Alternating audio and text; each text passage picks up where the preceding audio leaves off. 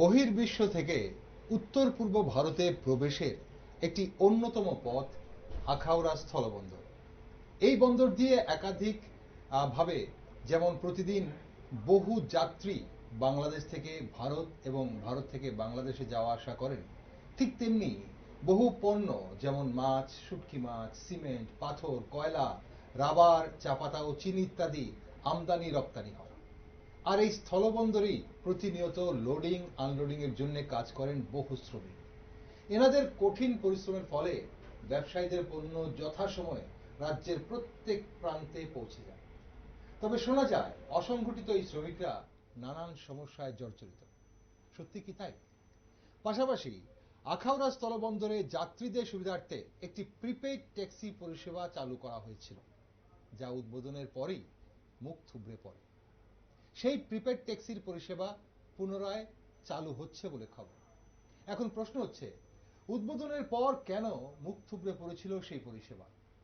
তাতে দেশের এবং আন্তর্জাতিক যাত্রীরা কতটা সমস্যার সম্মুখীন হয়েছেন? প্রিপেড ট্যাক্সির চালকদের কি ধরনের ক্ষতি হয়েছে? এবার সেই সমস্যাগুলো আবার হবে না তো? আখাউড়া স্থলবন্দর সহ রাজ্যের বিভিন্ন প্রান্তের অসংগঠিত শ্রমিকদের নানান সমস্যা জানার জন্যই আমাদের আজকের এই বিশেষ টকশো। কেমন আছেন রাজ্যের শ্রমিকরা? নমস্কার, আমি দীপেন আর আপনারা দেখছেন নিউজ ভ্যানগার্ড। রাজ্যের লোডিং আনলোডিং এবং পরিবহন শ্রমিকরা, বিশেষ করে আখাউড়া স্থলবন্দরের শ্রমিকদের হাল হকিকত জানার জন্য আজ আমাদের টকশোতে রয়েছেন বিশিষ্ট শ্রমিক নেতৃত্ব বিপ্লব কর এবং স্থলবন্দর প্রিপেড ট্যাক্সি নেতৃত্ব সমীর চন্দ্র সরকার। আপনাদের দুজনকেই স্বাগত আজকের অনুষ্ঠানে। বিপ্লববাবু, আপনার কাছে আমি আসবো পরে, কিন্তু আগে সমীরবাবু, আপনার কাছ থেকে একটু জানবো যে প্রিপেড ট্যাক্সি, এই যে যেটা নভেম্বর মাসে আমরা শুনেছিলাম প্রিপেড ট্যাক্সির কথা, এবং খুব সম্ভবত জানুয়ারি মাসের 22 তারিখ নাগাদ চালু হয়েছে সেই প্রিপেড ট্যাক্সিটি, এবং চালু হওয়ার পরে আমরা দেখলাম সেটা বন্ধ হয়ে গেল। এখন কথা হচ্ছে যে প্রথমে একটু জানবো যে কি ধরনের যানবাহন দিয়ে এই পরিষেবা শুরু হয়েছিল, আখাউড়া চেকপোস্ট থেকে কোথায় কোথায় পরিষেবা দেওয়া হতো?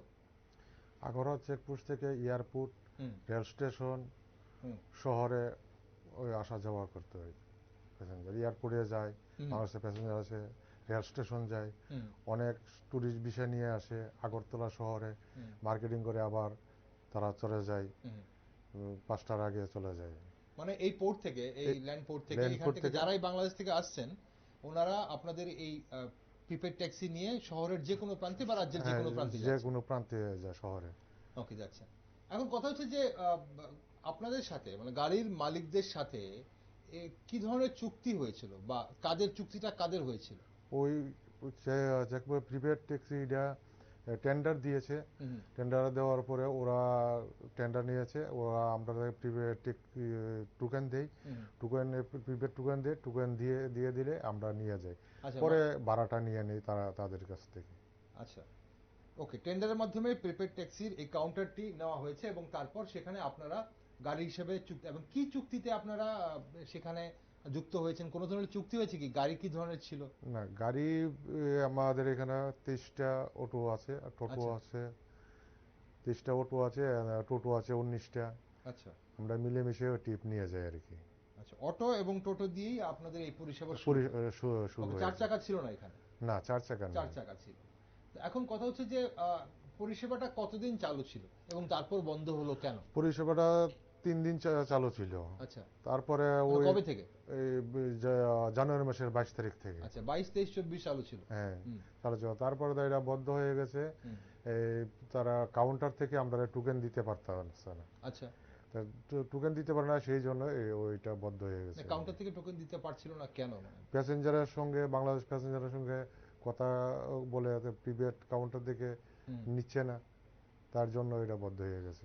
ওকে, আসবো আপনার কাছে আরেকবার। বিপ্লববাবু, একটু বিস্তারিত জানবো বেসিক্যালি কি হয়েছিল ব্যাপারটা, কারণ রাজ্যের জন্য রাজ্যকে যখন এগিয়ে নিয়ে যাওয়ার একটা চেষ্টা হচ্ছে, এভাবে যদি রাজ্য পিছিয়ে যায় এক একটা ছোট ছোট ঘটনায়, কারণ আমরা আগরতলা বিমানবন্দরেও এই প্রিপেড নিয়ে অনেকগুলো ঘটনা শুনেছি এবং আজও হচ্ছে, সেসব এত কিছুর পরে আজও হচ্ছে, ঠিক একই রকম ভাবে এখানে আখাউড়া চেকপোস্ট, যাকে আমরা বলি আখাউড়া বর্ডারে, যেটাকে আমরা আগরতলার বা রাজ্যবাসী বর্ডার আগরতলা আখাউড়া বর্ডার বলে চিনি, এখানে এই ল্যান্ড পোর্টে, স্থলবন্দরে একটা প্রিপেড ট্যাক্সি পরিষেবা চালু হয়েছিল 22 জানুয়ারি 2024, এটা 2 দিন পর 3 দিন পরেই বন্ধ হয়ে গেছিল। কেন বন্ধ হয়েছে? প্রথমেই ভ্যানগার্ডের চ্যানেলের সকল সদস্য এবং আপনাদের শ্রোতাদেরকে আমার নমস্কার জ্ঞাপন করি। আমাদের আগরতলাস্থিত ল্যান্ড পোর্ট, এই ল্যান্ড পোর্টে দীর্ঘদিন ধরে এখানে শ্রমিকদের সমস্যা ছিল। এই শ্রমিকদের সমস্যা প্রায় 14 বছর ধরে এখানে যারা লোডিং আনলোডিং যে সকল শ্রমিকরা আছে, আচ্ছা, আপনারা জানেন বিশেষ করে আগরতলা শহরের সব থেকে গুরুত্বপূর্ণ জায়গা হচ্ছে ল্যান্ড পোর্ট, যেটা আগরায় অবস্থিত, এবং সেটা দুটো দেশের বিষয়। এবং এখানে বিভিন্ন রকম মানে বাংলাদেশের যারা আসেন, পাশাপাশি ফরেনাররাও বিভিন্ন অন্যান্য দেশ থেকেও কিন্তু বাংলাদেশের উপর দিয়ে আমাদের ত্রিপুরায় প্রবেশ করছে। একদম। তো এখানে এমন একটা গুরুত্বপূর্ণ বিষয়, এখানে যারা লোডিং আনলোডিং শ্রমিকরা থাকে তাদেরও যেমন সাথে সাথে কাজটা করতে হয় ইমার্জেন্সির মাধ্যমে, কারণ এটা একটা ইমার্জেন্সি পরিষেবা। এবং এখানে যখন অন্যান্য যাত্রীরা আসেন বহিরাজ্যে মানে বহির্দেশ থেকে, ওনাদেরকেও একটা সব থেকে মেইন এখানে ব্যবহারের জায়গাটা হচ্ছে আমাদের শ্রমিকদের আত্মীয়তা। কারণ একটা অটো শ্রমিক হোক বা ই-রিক্সা শ্রমিক হোক, যখন তার সাথে প্রথম ব্যবহারটা হবে, তার আচরণটা যখন ওদের সাথে সুন্দর ব্যবহার হবে, তখনই ওনারা বুঝতে পারবেন যে আমাদের রাজ্যের সম্মান এবং আমাদের দেশের সম্মান। এটা একদম গুরুত্বপূর্ণ জায়গা। তো সেই জায়গার মধ্যে আমি মনে করি প্রত্যেকটা শ্রমিকের দায়িত্ব নিয়ে তাকে সেখানে করতে হবে। কারণ কেন, আমাদের রাজ্যটা ছোট্ট রাজ্য, আমরা বিভিন্ন ফরেনারদের বা বিভিন্ন অন্য মানে বিদেশি বলুন বা আমাদের বহিরাজ্যের লোকরা বলুন, আমরা ট্যুরিজমের মাধ্যমে আমরা চাই আমাদের রাজ্যটাকে এস্টাবলিশ করতে। তো এটা একটা খুব গুরুত্বপূর্ণ জায়গা, ইমার্জেন্সি জায়গা। সেখানে আমি মনে করি সেখানে ভালো একটা সার্ভিসের প্রয়োজনীয়তা আছে। তো যখন এটা সরকার সিদ্ধান্ত নেওয়া হয়েছিল, প্রিপেড ট্যাক্সি চালু হয়েছিল, সেই সময় আমাদের কোনো সাংগঠনিক নেতৃত্বদেরকে কোনো রকম ইনফরমেশন দেয়নি বা কোনো কিছু বলেও নি। তো শুরু হয়েছিল, যাক আমরা সবাই সরকারের সিদ্ধান্তকে সাধুবাদ জানিয়েছিল। পরবর্তী সময় এটা যখন 3 দিনের পর বন্ধ হয়ে গেছে, তার পরবর্তী সময় আজ থেকে ধরুন প্রায় 20-22 দিন আগে যিনি ল্যান্ড পোর্টের যিনি ম্যানেজার আছেন দেবাশিস নন্দী মহাশয়, উনি একদিন আমাকে ফোন করে, তো ফোন করে এই বিষয়টা আমাকে অবগত করে এবং বলেন যে এখানে যে যেরকম পারছে রেট নিচ্ছে, সেটা আমাদের দেশের এবং রাজ্যের একটা নিন্দার বিষয় আছে। তা আপনি যদি কাইন্ডলি এই বিষয়টা একটু দেখেন, আমি খবর পেয়েছি আপনি একটু বিষয়টা দেখলে যে আপনি এটাকে সমাধান করার এখানে একটু ক্লিয়ার করার ব্যাপার আছে। দেবাশিস বাবু আপনাকে ফোন করে বলেছেন যে যেরকম পারছে রেট নিচ্ছে। প্রিপেড ট্যাক্সিতে তো কাউন্টার থেকে রেট দিয়ে দেওয়া না, বন্ধ তো, কাউন্টার তো বন্ধ, কাউন্টার বন্ধ 2 দিন না 3 দিন সার্ভিস হয়, টোটালি বন্ধ হয়ে গেছে। ওকে, বাইরে থেকে নিচ্ছে তখন? বাইরে থেকে নিচ্ছে। তো বাইরে থেকে নেওয়ার কারণে যে যেরকম পারছে সেরকম রেট নিচ্ছে। তো তার মধ্যে অনেক প্যাসেঞ্জারদের সাথে মানে হয়তো তর্ক বিতর্ক হচ্ছে, মার্কেটিং হচ্ছে। তো এই বিষয়গুলো নিয়ে যখন সমস্যার সম্মুখীন হচ্ছে, ল্যান্ড পোর্টের যিনি ম্যানেজার আছেন উনিও বিভিন্ন জায়গা থেকে কমপ্লেইন পাচ্ছেন। তো পরবর্তী সময় উনি আমাকে ফোন করেন আজ থেকে 20-22 দিন আগে। তো ফোন করে বিষয়টা আমাকে অবগত করেন এবং আমাকে বলেন এটা একটা ইনিশিয়েটিভ নেওয়ার জন্য। তাই পরবর্তী সময় আমাদের এই ল্যান্ড পোর্টের বাইরে যারা আমার অটো শ্রমিক ভাইরা আছেন, যারা ই-রিক্সা শ্রমিক ভাইরা আছেন, তাদের নেতৃত্ব বা তাদের সকল সদস্যদের সাথে আলোচনা করি, তাদের বিষয়গুলো অবগত করি এবং ওনাদেরকে বলি যে আপনাদের যা যা সমস্যা, যা যা প্রবলেম, সেই বিষয়গুলো আপনারা প্রকাশে করুন মিটিং এর মধ্যে, এবং সেই মিটিং এর আলোচনার মাধ্যমে আমি বিশ্বাস করি আলোচনার মাধ্যমে সবকিছু সমাধান করা যায়। আপনারা যে সমস্যাগুলো আছে সেই সমস্যাগুলো আপনারা মিটিং এ আপনারা বলুন, আমরা দেখব সেগুলোকে আলোচনা করি কিভাবে সেটাকে ম্যানেজ করা যায়, সেটাকে পুনরায় চালু করা যায়। তো পরবর্তী সময় গত পরশুদিন আমাদের এই মিটিংটি হয় ল্যান্ড পোর্টের ভেতরে, বুধবার দিন কনফারেন্স হলে। সেখানে অটুর থেকে 5 জন নেতৃত্ব ছিলেন, ই-রিক্সা থেকে 5 জন নেতৃত্ব ছিলেন, এবং পাশাপাশি যিনি টেন্ডার নিয়েছেন যিনি তার মালিক অর্থাৎ কর্ণধার, উনিও উপস্থিত ছিলেন যিনি টেন্ডার নিয়েছেন, এবং আমাদের ল্যান্ড পোর্টের যিনি ম্যানেজার দেবাশিস নন্দী মহাশয়, উনি উপস্থিত ছিলেন, আমিও ছিলাম। তো পরবর্তী সময় শ্রমিক ভাইদের সাথে আলোচনা করি, তাদের সমস্যাগুলো পুরোটা আমরা জানার চেষ্টা করি, বোঝার চেষ্টা করি, এবং যে যে প্রবলেমগুলো সমাধান করা যায় সেই প্রবলেমগুলো সমাধানের মাধ্যমে পুনরায় আগামী সোমবার দিন থেকে সেটা চালু হচ্ছে। এখন কথা হচ্ছে সমস্যাটা কি ছিল? সমস্যাটা কি সেই চিরাচরিত যে ওনারা যদি প্রিপেড ট্যাক্সি যদি চলে তাহলে ওনাদের রুজি সেখানে বা রোজগার তাহলে সেখানে বন্ধ হচ্ছে, এটা একটা সমস্যা? না, এছাড়া কি অন্য কোনো সমস্যা ছিল? সমস্যা ছিল এখানে প্রতি ট্রিপ ওয়াইজ 50 টাকা কেটে নিত। আচ্ছা, সেটা কেটে নিত ল্যান্ড পোর্ট এবং যে কন্ট্রাক্টর মানে যারা প্রিপেড পরিষেবাটা যারা টেন্ডারে পেয়েছে যারা, পেয়েছেন যারা, ওরা 50 টাকা কেটে নিত। তো আমাদের শ্রমিকদের ডিমান্ড ছিল যে আমরা একবার সারাদিনের জন্য একবার টাকা দেব, আচ্ছা আমরা বারবার প্রতি ট্রিপে আমরা টাকা দেব না। আচ্ছা, তখন ওনাদেরকে ধরিয়ে দেখা হয়েছে যে প্রত্যেকটা পরিকাঠামো, প্রত্যেকটা ভারতবর্ষের যেখানে যেখানে ল্যান্ড পোর্ট হোক, এয়ারপোর্ট হোক, রেল স্টেশন হোক, সেখানে প্রত্যেকটাই প্রাইভেটের মাধ্যমে বিভিন্ন সার্ভিসগুলো দেওয়া হয় প্রিপেড, এবং সব জায়গায় পরিকাঠামো এবং তার সিস্টেম একরকম, এখানের জন্য কোনো আলাদা নিয়ম হতে পারে না। আচ্ছা, তো যার জন্য এখানে ল্যান্ড পোর্টেরও যেমন একটা খরচাপাতির বিষয় আছে, কারণ ওরা ভেতরে ঢুকবে, একটা জায়গা তাদেরকে করে দিতে হচ্ছে, এবং আরেকটা গেট খুলে দেবে ওনাদের, তো সেটা খুলে দিতে গেলে এখানে রাস্তা রিপেয়ারিং এর বিষয় আছে, খরচা আছে, সেই বিষয়গুলো নিয়ে আলোচনা হয়েছে। তো আলোচনা হওয়ার পর পরবর্তী সময়ে এখানে সিদ্ধান্ত নেওয়া হয়েছে যে তোমাদের যে ন্যায্য টাকা, সেই ন্যায্য টাকা তোমরা পাবে, তার সাথে ধার্য হবে ₹50। ওকে, ন্যায্য টাকা প্লাস 50, মানে যেটা যাত্রীদের থেকে নেওয়া হচ্ছে। ওকে, এই টাকাটা প্রত্যেক ট্রিপে এই টাকাটা ল্যান্ড পোর্ট নিচ্ছে, ল্যান্ড পোর্ট বা যারা মানে ল্যান্ড পোর্ট না, সেটা হচ্ছে যারা টেন্ডার পেয়েছেন, যারা ওনারা নিয়ে তার পরবর্তী সময় টোকেন দিচ্ছে ওনাদেরকে, ওনারা প্যাসেঞ্জারকে নামিয়ে দিয়ে এসে সেই টোকেনের মাধ্যমে টাকাটা প্রিপেড সিস্টেমটা যেটা না, আমি বলছি সেই 50 টাকাটা কার কাছে যাচ্ছে, ল্যান্ড পোর্টের কাছে যাচ্ছে নাকি সেই যারা টেন্ডার পেয়েছেন ওনাদের কাছে অবধি? সেখানে ল্যান্ড পোর্ট পাচ্ছে 40 টাকা, আচ্ছা, আর 10 টাকা পাচ্ছে যারা সেটা নিয়েছে, টেন্ডার নিয়েছে যারা, তাদের কাছে। ওকে, আপনি কিছুক্ষণ আগে বলছিলেন যে সরকার আপনাদের সঙ্গে কথা না বলে, কারণ আপনাদের মতো শ্রমিক নেতৃত্বদের সাথে কথা না বলে সরকার এই পরিষেবাটা চালু করেছে। টেন্ডারটা কি ডাকা হয়েছিল না টেন্ডার এইভাবেই দেওয়া হয়েছে? টেন্ডার এটা অনলাইনে মানে টেন্ডারটা হয়েছে, সেটা ওকে, ই টেন্ডারের মাধ্যমে সেটা ওনারা পেয়েছেন।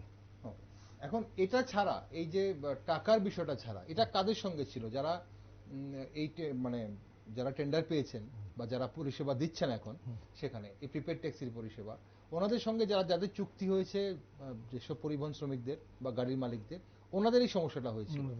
বাইরের কোনো অটোর সঙ্গে কি কোনো সমস্যা হয়েছে? এবার বিষয়টা হচ্ছে, যখন একটা বাইরে থেকে একটা লোক আসছে, যখন সে প্রিপেড নিচ্ছে না, তখন প্রিপেড না নিলে কি হচ্ছে, সে বাইরে চলে যাচ্ছে।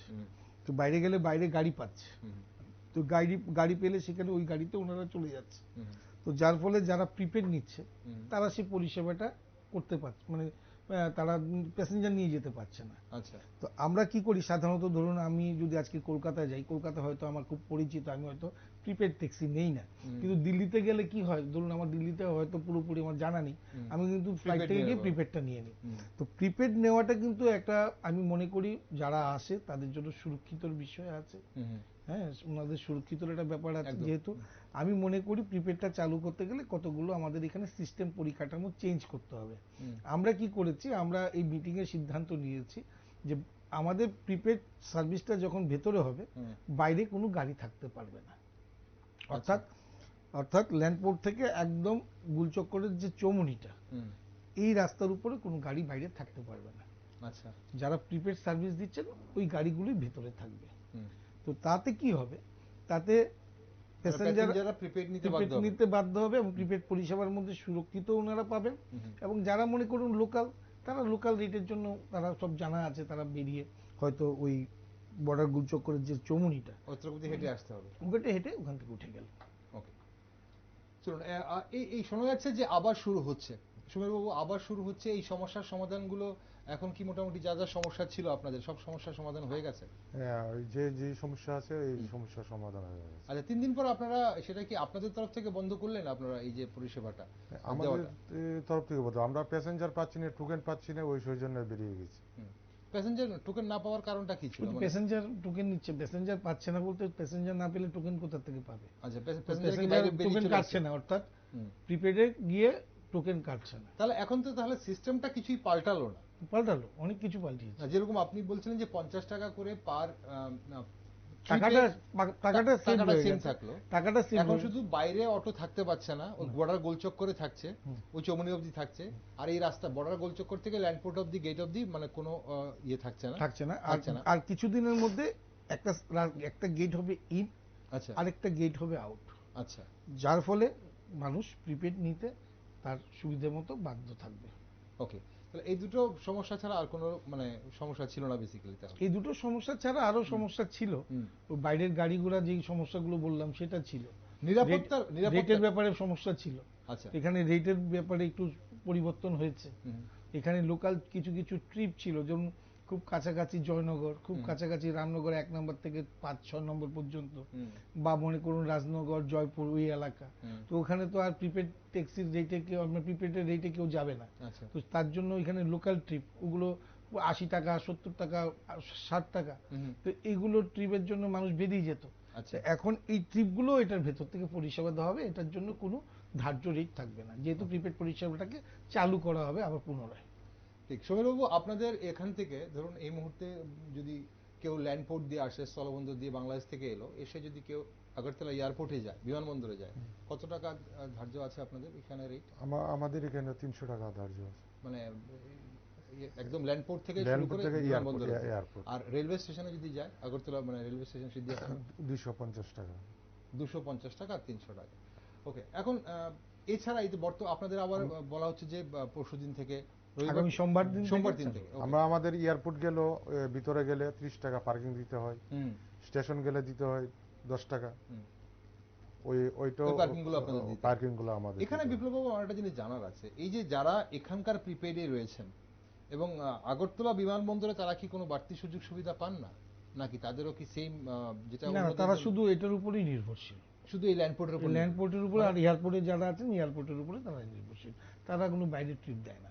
আচ্ছা, তারা বাইরের কিছু আর দিতে পারবে না। আর যদি এখানে ল্যান্ডপোর্ট থেকে এয়ারপোর্টে যান, যেহেতু ওনারা একই প্রিপেড ট্যাক্সি সার্ভিসে দিচ্ছেন, আলাদা করে ওনাদের ওখানে কোনো সুবিধা, যেমন ধরুন ওনাদের পার্কিংটা 30 টাকা বা ঢোকার যে সময়টা, এই টাকাটা বাদ দিয়ে দেওয়া হলো, এরকম কিছু কি করা যেতে পারে? না, এটা তো অ্যাকচুয়ালি দেখুন, এটা তো ই টেন্ডার হয়, দুটো আলাদা পার্টি বলে, এটা দুটো আলাদা পার্টি এবং দুটো বিষয় আলাদা, এক একটা রেট আলাদা, এক একটা পরিকাঠামো আলাদা।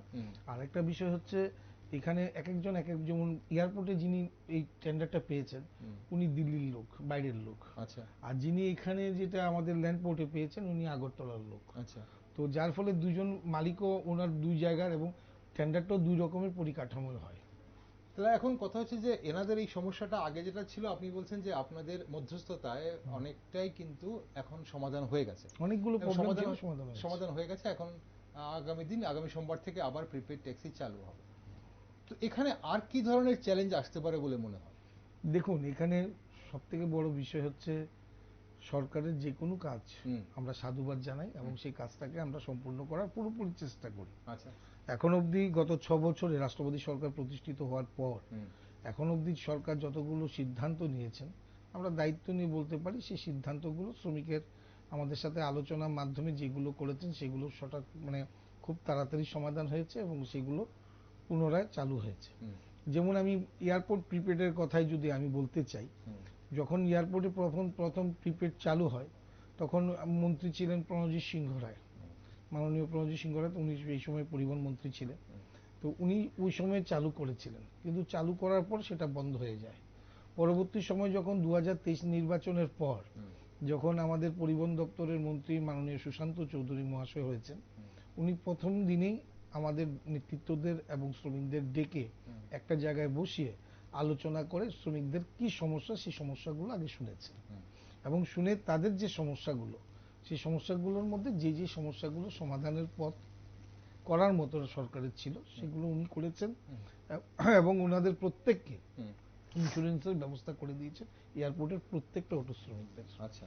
এবং সেইভাবে একটা আলোচনার মাধ্যমে তারপর প্রিপেড চালু হয়। তারপর নানা রকম ছোটখাটো সমস্যা ছিল, গেটের বাইরে অটো দাঁড়িয়ে থাকতো, এখন যেগুলো একদম টোটালি আপনি এয়ারপোর্টের বাইরে কোনো রকমের গাড়ি থামাতে দেখতে পাবেন না। তো একটা পরিকাঠামোটাই একটু চেঞ্জ করতে হয় একটা জিনিস সার্ভিস চালু করতে। তো তারপরও কিছু কিছু সমস্যা, অনেক কমপ্লেন, অনেক পত্রপত্রিকা, বিভিন্ন মিডিয়াতে আমরা সমালোচনা, নিন্দা পেয়েছি, কিন্তু পেলেও ধীরে ধীরে সেটাকে আস্তে আস্তে আজকে মানুষরা প্রিপেডটাই নিচ্ছে, এবং প্রিপেডের অটো সার্ভিস পাচ্ছে, এবং যার ফলে এয়ারপোর্টটা ধীরে ধীরে এখন সুন্দর সার্ভিস হচ্ছে। ওকে, এখন তাহলে আমরা অবশ্যই যাব, আপনার সঙ্গে আলোচনায় যাব যারা লোডিং আনলোডিং শ্রমিকরা যারা আছেন স্থলবন্দরে, তাদের বিষয় নিয়ে। কিন্তু তার আগে সমীরবাবু, আপনাদের এই মুহূর্তে বর্তমানে কি চাহিদা রয়েছে? ধরুন আপনারা সেখানে এই সোমবার থেকে যখন আবার শুরু করবেন, তার আগে যখন 2-3 দিন চলেছিলেন, এক একটা গাড়ি আপনারা বললেন 23টা অটো এবং 19টা ই রিক্সা আপনাদের এখানে সার্ভিস আছে, এক একটা গাড়ি কটা করে ট্রিপ পাচ্ছেন সারাদিনে মোটামুটি, এটা অন অ্যান অ্যাভারেজ? মোটামুটি একটা দুইটা করে ট্রিপ পাচ্ছি। ওকে, এখন ঈদের মৌসুম, হুম। রমজান মাসে এখন একটু কম হবে। একটা দুটো ট্রিপ আপনারা সারাদিনে ওখানে পাচ্ছেন, তাতে কি আপনাদের মানে ওই জিনিসটা পোষাচ্ছে কি মানে বেসিক্যালি? পোষাচ্ছে না, সব সময় তো একটা দুটো না, অনেক সময় তিনটা। আচ্ছা, তাহলে এখন কি আপনারা এই এই জায়গাতে যখন আপনারা যাচ্ছেন, যেমন ওখানে বিমানবন্দরে কি হয়, একটা নির্দিষ্ট সময়ে থাকে যে ফ্লাইটগুলো ল্যান্ড হচ্ছে, তো সেই সময়গুলোতে যদি থাকে অটো থাকে তাহলে চলে, বাকি সময় যদি রাস্তায় চলে তাহলে সেগুলো রাস্তায় ট্রিপ দিচ্ছে। আপনাদের কি সেরকম কোনো সিস্টেম আছে, আপনারা এই যে বাকি সময় বাইরে ট্রিপ দিচ্ছেন? না, আমাদের এরকম কোনো সিস্টেম নেই। এটা কি করে হচ্ছে বিপ্লববাবু, একটা ট্রিপের দুটো ট্রিপের উপর ভরসা করে দেখুন, একটা আমি একটা বলছি, একটা দুটো ট্রিপ বিষয়টা সেরকম নয়। হুম, সেরকম বিষয়টা হচ্ছে এখানে ওই যে বললাম বাইরের একটা পরিবেশ, এখানে অনেক রকম এক্সট্রা গাড়ি ঢুকে যাচ্ছে, হুম, যার ফলে ট্রিপের জায়গাটা কমে যাচ্ছে, সবাই মিলে বহন করতে হচ্ছে। হুম, এখন নির্দিষ্ট কিছু গাড়ি যেগুলো এখানকার লোকাল দীর্ঘদিন ধরে এখানে যারা যাত্রী পরিষেবা দিয়ে এসছে, হুম, তাদেরকে আজকে এই ল্যান্ড পোর্টে তাদের ব্যবস্থা করে দেওয়া হয়েছে। হুম, এবং প্রত্যেকের গাড়ির কাগজপত্র আমরা যাচাই করে নেওয়া হচ্ছে, যাচাই করে নিয়ে তারপর তাদেরকে ভেতরে প্রবেশ করানোর ব্যবস্থাপনা করেছে। হুম, এখন বিষয় হচ্ছে, এখন একটা পরিষেবা চালু করতে গেলে প্রথমে একটু কষ্ট করতেই হয়। হুম। এখন যেটা ভেতর থেকে হবে, বাইরে যখন গাড়ি না থাকবে, আমার বিশ্বাস, আমার দৃঢ় বিশ্বাস, আরো ওনাদের বেড়ে কমসে যাবে কম ট্রিপটা 4 থেকে 5টা করে প্রত্যেকে টিপ একদম পাবে, এবং মিনিমাম। ওনাদের মানে আর অর্থনৈতিকভাবে ওনাদের সম্ভব হবে। সচ্ছলতা আসবে তাহলে কিছুদিন পর। আর নিরাপত্তা কেমন আছে সেখানে, ওনাদের এই সেখানে নিরাপত্তার ব্যাপারটা নিয়ে কোনো রকম সমস্যা আছে কিনা? না, নিরাপত্তা নিয়ে আমরা কোনো সমস্যা নাই, এমনিতে নিরাপত্তা আছে। ওকে, আমরা একটু যদি স্থলবন্দরে যারা লোডিং আনলোডিং এর কাজ করছেন, আপনি বলছিলেন যে 14 বছর ধরে ওনারা নানান সমস্যায় ভুগছেন, একটু যদি বলেন যে এই যে লোডিং আনলোডিং এর যারা কাজ করেন ওনারা কিভাবে নিযুক্তি পান সেখানে? দেখুন, লোডিং আনলোডিং গত 14 বছর ধরে যারা ল্যান্ড পোর্টে কাজ করে আসছে, হুম, তাদের যা রেট, তাদের সাথে কন্ট্রাক্টরের দীর্ঘদিনের একটা সমস্যা ছিল। আচ্ছা, ওনারা তাহলে কন্ট্রাক্টরের আন্ডারে, সবাই কন্ট্রাক্টরের সবাই আন্ডারে তাহলে কন্ট্রাক্টরের আন্ডারে মানে নিযুক্তি পাচ্ছেন? নিযুক্তি পাচ্ছে। আচ্ছা। এখানে সমস্যা কি ছিল, হুম, এই যে ল্যান্ড পোর্টে যারা শ্রমিকরা লোডিং আনলোডিং তার সাথে যুক্ত, হুম, এখানে অনেকগুলো সমস্যা ছিল ওনাদের। এরকম সমস্যা ছিল, ওরা ওদের যে পরিমাণ পরিশ্রম করে, যে পরিমাণ ওরা কাজ করে, হুম, ওদের মনোভাব ছিল যে ওনাদের সেই পরিমাণ টাকা কন্ট্রাক্টর ওনাদেরকে দেয় না। আচ্ছা। এবং কন্ট্রাক্টরের সাথে ওনাদের কোনোদিন মানে কোনো সময় হুম, কন্ট্রাক্টর কত টাকা পায় না পায় সেটা ওনাদের সেই বিষয়গুলো অবগত না, এবং এটা অবগত হওয়ার কথাও না। আচ্ছা। কিন্তু ওনারা মনে করেন যে ওনাদের যে টাকা পাওয়ার কথা ছিল সেই টাকা ওনারা না পেয়ে কন্ট্রাক্টর পুরো টাকা নিয়ে চলে যাচ্ছে। হুম, তো এই বিষয়টার ক্ষেত্রে আমরা লক্ষ্য করে দেখলাম যে গত 14 বছরের মধ্যে হুম, ওনারা মনে হয় লাস্ট আজ থেকে 1.5-2 বছর আগে তাদের 10% শুধু বৃদ্ধি হয়েছিল। আচ্ছা, এইবার নতুন টেন্ডার হয়েছে, আচ্ছা। পুরানো যিনি কন্ট্রাক্টর ছিলেন উনি হুম, পেয়েছেন। হুম, হুম, এবার পাওয়ার পর যখন শ্রমিকরা আমাদের এখানে আসলো, হুম, এসে আমাদেরকে এই সমস্যার বিষয়গুলো বললো, হুম, অবগত করলো, হুম, তখন আমরা সাথে সাথেই ল্যান্ড পোর্টের যিনি ম্যানেজার ওনার সাথে এই বিষয়টা নিয়ে আলোচনা করি, হুম, এবং করার সাথে সাথে কন্ট্রাক্টর যিনি আছেন ওনাকে ওই ল্যান্ড পোর্টেই ডাকাই, আচ্ছা। এবং ডাকিয়ে শ্রমিক, কন্ট্রাক্টর এবং হুম, ল্যান্ড পোর্টের যিনি ম্যানেজার আছেন ওনার সহযোগিতায়, আমি হুম, বলবো ওনার সহযোগিতার ছাড়া কোনোটাই সম্ভব ছিল না। এবং হুম, উনি সত্যি খুব ভালো কাজ করেছেন, যে উনি যে ওনার সাহায্যের মাধ্যমে এই প্রবলেমগুলো সলভ হয়েছে আমি বিশ্বাস করি। হুম, তো এখানে বসে আলোচনার মাধ্যমে হুম, শ্রমিকদেরকে ডেকে, তো এখানে শ্রমিকদের মধ্যে খুব অভিমান, রাগ, অনেক কিছু দেখতে পেলাম। হুম, তার পরবর্তী সময় টেন্ডারের বিষয়টা অবগত হলো, হুম, এবং যখন আমরা সোশ্যাল ইয়েতে মানে নেটে গিয়ে যখন আমরা দেখলাম, হুম, সব মানে যার যার ওনাদের যে মানে নেটের মধ্যে গিয়ে, হুম, তখন দেখতে পেলাম যে কন্ট্রাক্টর কত টাকা কিভাবে রেট পেয়েছেন না পেয়েছেন যাবতীয় তথ্য যখন কালেকশন করতে পেলাম, আচ্ছা। তখন এইগুলো নিয়ে পরবর্তী সময় আরেকটা ডেটে মিটিং হয়। হুম, এবং ওই সেই ডেট মিটিংয়ে হুম, সেখানে শ্রমিকরা নেতৃত্বরা ছিল, এবং সেখানে ল্যান্ড পোর্টের ম্যানেজার ছিলেন, হুম, কন্ট্রাক্টর ছিলেন, কন্ট্রাক্টরের যিনি স্টাফরা ছিলেন ওনারাও ছিলেন, হুম, এবং শ্রমিক নেতৃত্ব হিসেবে আমরা উপস্থিত ছিলাম। আচ্ছা। সেখানে বসে একদম পারফেক্ট রেট ধরে, হুম, হুম, এবং মালিক পক্ষ এবং শ্রমিক পক্ষ হুম, বোথ সাইড আমরা দেখে, কারণ আমরা বিশ্বাস করি মালিক বাঁচলে শ্রমিক বাঁচবে। আচ্ছা, মালিক না বাঁচলে সেখানে শ্রমিক বাঁচবে না। যদি যে টেন্ডার দিয়েছেন তিনি যদি নিজের দুটো পয়সা লাভ না করতে পারেন, তাহলে উনি এখানে এই টেন্ডার নিয়ে থাকবেন না, পালিয়ে যাবেন। একদম। তো তাতে শ্রমিকদের পেটে আঘাত পড়বে। তো ওই চিন্তা আমরা বিগত সরকারে দেখেছি যে শ্রমিক মালিককে যেন তেন প্রকারে ক্ষতি করে শ্রমিকদের ডেভেলপ। আমাদের উদ্দেশ্য সেই মানসিকতা না, আমরা হচ্ছে মালিককেও বাঁচাতে হবে, শ্রমিককেও বাঁচাতে হবে। মালিক বাঁচলে শ্রমিক বাঁচবে, আচ্ছা, সেই চিন্তা মাথায় রেখে আমরা মালিকের পক্ষ দেখে শ্রমিকের পক্ষ দেখে উভয়ের সাথে বসে আলোচনা করে প্রায় 26 থেকে 30 মানে 26 থেকে 30% আচ্ছা, তাদেরকে এইবার নতুন তাদের এই যেটা 14 বছরে হয়নি, এই 14 বছরে এইভাবে বসিয়ে মিটিং কোনোদিন এইভাবে হয়নি, সেইভাবে মিটিং করে তাদের এই সমস্যার সমাধান করা হয়। তাহলে এই যে 26 থেকে 30% বৃদ্ধি হয়েছে, ওদের মজুরি বৃদ্ধি হয়েছে। তাহলে এই আর্থিক বঞ্চনা ছাড়া, যেটা আপনি বলছেন যে 14 বছর ধরে আর্থিক বঞ্চনা ছিল এবং ওনাদের মধ্যে একটা ভুল ধারণা ছিল যে সম্পূর্ণটাই কন্ট্রাক্টর বা যারা মালিক ওনাদের কাজ করাচ্ছেন নিয়ে যাচ্ছেন। এখানে প্রশ্ন হচ্ছে দুটোই, যে এই যে ভুল ধারণাটা ভাঙলো কিনা, টাকার বৃদ্ধির পর ভুল ধারণাটা ভাঙলো কিনা, এবং দ্বিতীয় হচ্ছে যে শুধু কি আর্থিক বঞ্চনা ছিল, কতক্ষণ কাজ করেন এনারা, কাজের সময়টা কতটা? কাজের আগে তাদের কাজ করতো, তারা প্রথমত হচ্ছে তাদের কাজটা মানে যখন গাড়ি ঢোকে সেই গাড়ি ঢোকার উপরই নির্ভর করে তাদের কাজটা। আচ্ছা, গাড়ি ঢোকার লাস্ট সময় হচ্ছে 4টে, ওই 4টে অবধি ওনারা কাজ করে। তো ওটা ওদের, এটা যেহেতু ইমার্জেন্সি একটা সার্ভিসের জায়গা, যেগুন সেখানে ফটাফট মাল মানে যখন ইয়ে তরফ থেকে কাস্টম থেকে যখন গাড়িটাকে ছাড় দেয়, তখন যখন এসে গাড়িটা গোডাউনের সামনে দাঁড়ায়, তখন তাড়াতাড়ি সেই মালগুলোকে লোডিং আনলোডিং করতে হয়। এবং তার পরিবর্তে সেখানে যতটা গাড়ি আছে ওরা 4টে থেকে 6টার মধ্যেই কাজগুলো শেষ হয়ে যায়। আচ্ছা, তো হয়তো অন্য ক্ষেত্রে 7 ঘন্টার কাজ হয় সব জায়গায়, সেই ক্ষেত্রে হয়তো বর্ডারে 8 ঘন্টা, 1 ঘন্টা বেশি ওনাদের কাজ করতে হয়। আচ্ছা, এবং কাজগুলো হয় ওদের কাজের উপরে নির্ভর করে, যতটা কাজ করেছেন তার কাজের উপরে নির্ভর করে তারা টাকা পায়, পেমেন্টটা পায়। কতটুকু কাজ করেছেন, কতটুকু কাজ মানে এটা কি মানে সেই কতটা লোডিং করলেন বা কতটা আনলোডিং করলেন করলেন, সেই অনুযায়ী তাদের ওনারা টাকাটা পান। ওকে, এখন কথা হচ্ছে যে এখানে তলে আমরা কি ধরে নিতে পারি যে প্রিপেড ট্যাক্সির কথা যেহেতু সমীবাবুরা বলছিলেন যে এখন নেক্সট সোমবার থেকে যখন আবার পরিষেবা শুরু হবে, যে যে চ্যালেঞ্জেসগুলো ছিল বা সোজা কথায় যে সমস্যাগুলো ছিল সেই সমস্যাটা অনেকটা মিটিয়ে এখন আবার নতুন করে শুরু হচ্ছে, এবং আপনারা সঙ্গে আছেন, এখন যদি কোনো সমস্যা হয় আপনারা যাবেন। একইভাবে যারা লোডিং আনলোডিং এর যারা শ্রমিক, তাদেরও এই মুহূর্তে সমস্যা। এখানে একটা কথা বলা হয়েছে যখন মিটিং করা হয়, যে আজকে আপনারা আপাতত 1 মাস সার্ভিসটা করুন, সেটা লোডিং আনলোডিং এর ক্ষেত্রে শ্রমিকদের ক্ষেত্রে হোক, সেটা আমাদের প্রিপেড শ্রমিকদের ক্ষেত্রে হোক। 1 মাস পরে আমরা একটা জায়গায় পুনরায় বসবো। আচ্ছা, সেখানে টেবিলে বসার জায়গার ব্যবস্থা থাকবে, সেখানে আলোচনার বিষয় থাকবে, এবং সেখানে যদি কোনো সমস্যা কোনো প্রবলেম থাকে, সেটা মালিক পক্ষ হোক শ্রমিক পক্ষ হোক, সেই দিকটা তাকিয়ে আলোচনার মাধ্যমে কিভাবে সমাধান করা যায় সে বৈঠকের ব্যবস্থাপনা থাকবে। এইভাবে আলোচনার মাধ্যমে, কিন্তু যেহেতু এটা একটা ইম্পর্টেন্ট জায়গা, ইমার্জেন্সি জায়গা, এখানে হঠাৎ করে যেন কোনো কাজ এরকম না করা হয় যেটা আমার রাষ্ট্রের ব্যাঘাত ঘটে, রাষ্ট্রের কাজের ব্যাঘাত ঘটে এবং দেশের কোনো জায়গায় অসম্মানিত হবে, সেটার ক্ষেত্রে বরদাস্ত করা হবে না।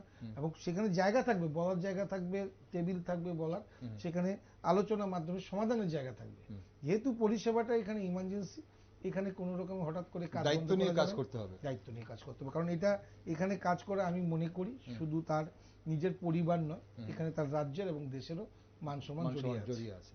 সমীবাবু কি মনে করেন এই ব্যাপারটাতে আপনারা, এই যে বিষয়টা যেটা বিপ্লব বাবু যেটা বলছিলেন এবং যেভাবে বলছিলেন, আপনারা কি সেই নজরে ব্যাপারটাকে দেখছেন? কারণ আপনাদের এখানে যেটা বিপ্লব বাবু একটু আগে বলছিলেন, আপনিও বলছিলেন যে শুরুতে হয়তো আপনার যেহেতু শুরু হচ্ছে একটা পরিষেবা, শুরুতে অনেকগুলো বাধা আসবে, আর্থিকভাবে সেরকম আপনাদের লাভ হয়তো এই মুহূর্তে নাও হতে পারে, কিন্তু আগামী দিনে নিশ্চয়ই একটা পরিষেবা শুরু হলে এটা আপনারাও লাভ দেখবেন, এবং আপনারা যেহেতু প্রথম থেকে জড়িয়ে আছেন আপনাদের লাভটা হয়তো অন্যদের থেকে বেশি হবে।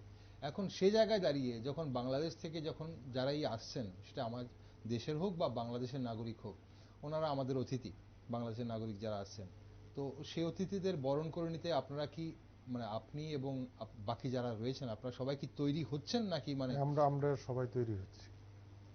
আচ্ছা, কি রকম চাহিদা আপনাদের আছে এখানে? শুধু মানে টাকা পয়সার ব্যাপার নয়, সরকারের তরফ থেকেও আমরা চাহিদা আছে, প্যাসেঞ্জার যাত্রী আসুক, আমরা যাত্রী পরিষেবা দেব, সুন্দরভাবে পরিষেবা দেব ওদেরকে নিয়ে। ধরুন এখানে আগামী দিনে আপনাদের এই পরিষেবা বড় হলো, বিপ্লববাবু যেটা বলছিলেন বা আপনি যেটা বলছেন 23টা অটো 19টা ই রিক্সা চলছে।